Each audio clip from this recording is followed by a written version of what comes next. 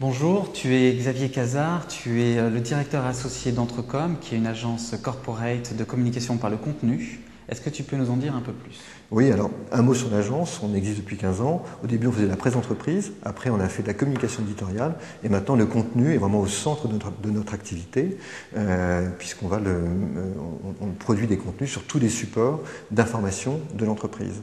Des exemples pour être plus clair, par exemple on travaille pour le PMU, on fait ce qu'on appelle un magazine participatif pour le PMU, c'est-à-dire on va produire des contenus print et vidéo print sur un magazine qui est envoyé à 500 000 parieurs et les parieurs vont pouvoir continuer la discussion sur les articles qu'ils ont pu lire dans le magazine sur une plateforme qui est communautaire qui est sur le site du PMU et on a notre rédacteur en chef papier qui devient l'animateur, le community manager de cette communauté. Donc on est en train d'exploser les métiers traditionnels pour les ouvrir sur une dimension beaucoup plus large qui va vers une conversation entre l'entreprise et ses publics.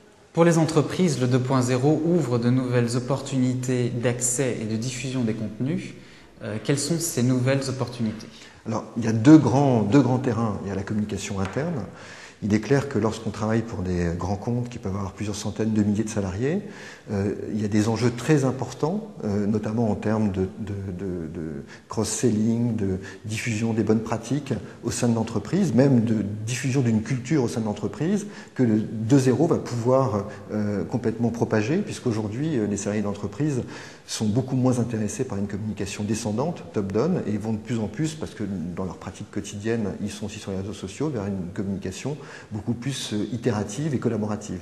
Donc ce tournant est en train d'être mis en place dans la communication interne des entreprises. Ça prend du temps. Par exemple, SFR vient de refaire son site internet à base de blogs, etc. Néanmoins, les billets sont modérés a priori et non pas a posteriori. Donc il y a encore dans la pratique des choses qui doivent s'inventer.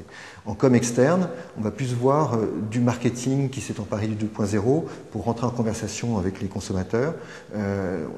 Mais je pense que ça va aller assez vite, que maintenant l'entreprise commence à prendre l'habitude de discuter avec ses publics. Mais il reste encore quelques années de travail avant d'y arriver complètement.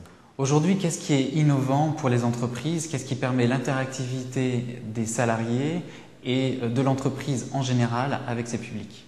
Alors, le centre de l'histoire, c'est bien sûr les plateformes collaboratives avec des réseaux sociaux qui vont permettre d'agréger une communauté et de la mettre sous tension et de créer une vraie discussion, une ou plusieurs communautés.